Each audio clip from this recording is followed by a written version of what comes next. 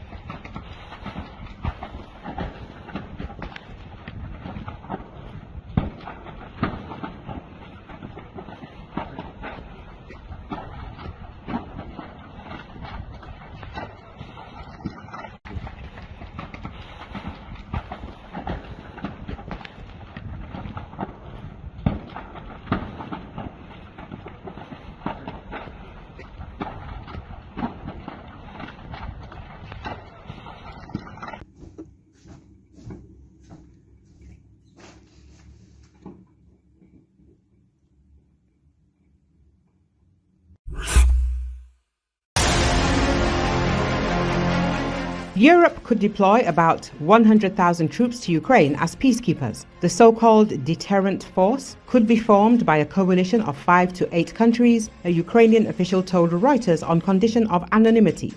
Analysts and officials are reported to be giving different estimates of the size of such a force, stressing that much will depend on its specific mission. It is believed that about 40,000 European troops would be appropriate.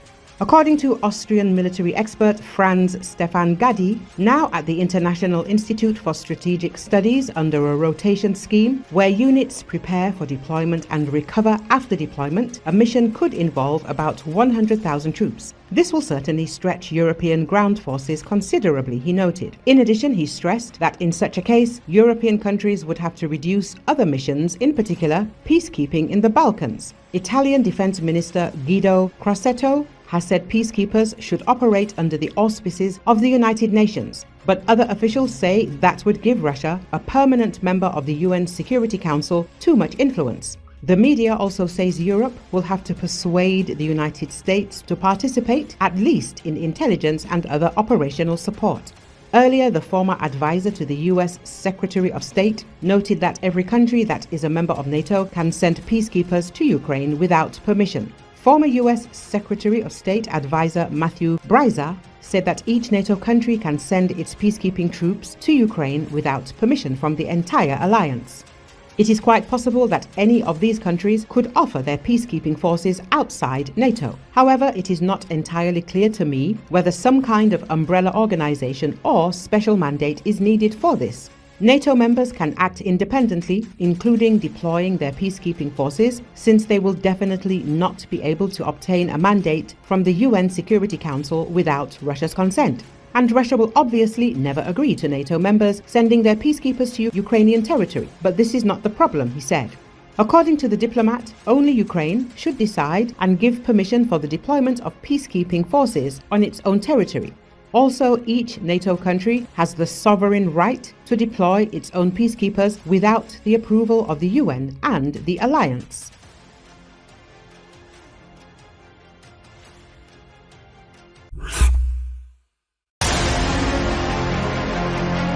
British Defence Secretary John Healey arrived in Ukraine to discuss support for Ukraine and plans for 2025 with Ukrainian Defence Minister Rustem Umerov. He considers the occupiers' plans to seize 4 regions of Ukraine, Kherson, Zaporizhia, Donetsk and Luhansk in 2025, a sign of weakness. After all, in the past, according to him, Russia has already announced the seizure of these regions. Russians believed that their invasion would last a week, and here you are, a country that is still fighting for over 1,000 days, and Putin has taken a strategic step back in Syria. This is a signal to any country that looks to Russia as some kind of guarantor, as a strategic ally, and as a security ally. When the stakes are highest, Putin just walks out. The UK defence chief told NV. He also said Britain was continuing to step up its supply of naval drones, air defence systems and artillery to Ukraine. In 2025, for example, London wants to step up its support through defence industry cooperation, coordination of international allies and training, he said. Ukraine's allies must not only strengthen the Ukrainian armed forces, Healey said, but also increase pressure on Kremlin dictator Vladimir Putin to put him in a weaker position.